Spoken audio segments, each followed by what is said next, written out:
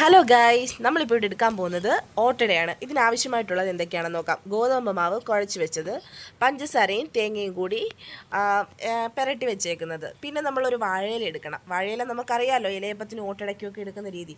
ഇതെടുത്തിട്ട് നമ്മൾ കുഴച്ച് വെച്ചിരിക്കുന്ന ഗോതമ്പ് മാവ്, അതിൻ്റെ ഒരു കൺസിസ്റ്റൻസി എന്ന് പറയുന്നത് നമ്മുടെ ചപ്പാത്തിക്കൊക്കെ എടുക്കുന്നതിലും കുറച്ചുകൂടെ ലൂസായിട്ട് വേണം എടുത്തിട്ട് അത് നമ്മൾ വാഴയിലേക്ക് വെള്ളം എടുത്തിട്ട് കൈ നനച്ചിട്ട് വേണം ഈ മാവ് കുഴയ്ക്കാൻ. മാവ് ഇലയിലേക്ക് പരത്തി കൊടുക്കാൻ, കാരണം നമ്മുടെ കയ്യിലാവും, ഇലയിൽ കറക്റ്റായിട്ട് ചെല്ലുകയും ചെയ്യത്തില്ല. അപ്പം നമ്മൾ ഗോതമ്പ് മാവ് ഒരുവിധം മാക്സിമം കനം കുറയ്ക്കുന്നതിനനുസരിച്ച് അതിൻ്റെ ടേസ്റ്റ് നമുക്ക് ഡിഫറൻസ് ഉണ്ടാവും. കനം ഒത്തിരി ആയിക്കഴിഞ്ഞാൽ നമുക്ക് കഴിക്കുമ്പോൾ അത്ര ടേസ്റ്റ് കാണത്തില്ല. അതിലേക്ക് നമ്മൾ എടുത്തിരിക്കുന്ന പഞ്ചസാരയും തേങ്ങയും കൂടി നമ്മൾ മാവിലേക്ക് നിരത്തി കൊടുത്തതിന് ശേഷം നമ്മളിത് നല്ലപോലെ മടക്കുമ്പോഴത്തേക്ക് ശ്രദ്ധിക്കേണ്ടത് സൈഡൊക്കെ നമ്മൾ കൈകൊണ്ട് പ്രസ് ചെയ്ത് കൊടുക്കണം. കാരണം ഈ മാവല്ല പഞ്ചസാരയും തേങ്ങ ഇറങ്ങിപ്പോകാൻ സാധ്യതയുണ്ട്.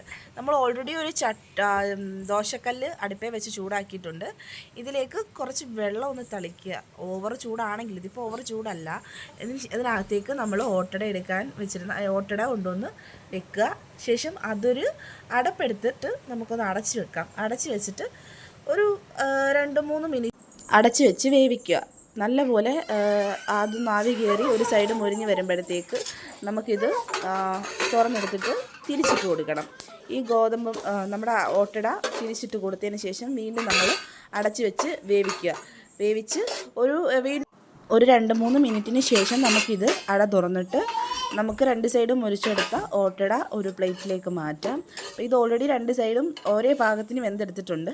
ഇത് നമുക്ക് പ്ലേറ്റിലേക്കാക്കി കുട്ടികൾക്ക് കഴിക്കാൻ. അപ്പോൾ ഞാൻ ഇന്ന് എടുത്തേക്കുന്നത് കുഞ്ഞിന് രാവിലെ കഴിച്ചിട്ട് സ്കൂളിൽ പോകാൻ വേണ്ടിയിട്ട് എടുത്തത്. അപ്പോൾ വൈകിട്ട് നമുക്ക് വരുമ്പോഴും കുഞ്ഞിന് ഇങ്ങനെ ഓട്ടടയൊക്കെ എടുത്ത് കൊടുക്കാം.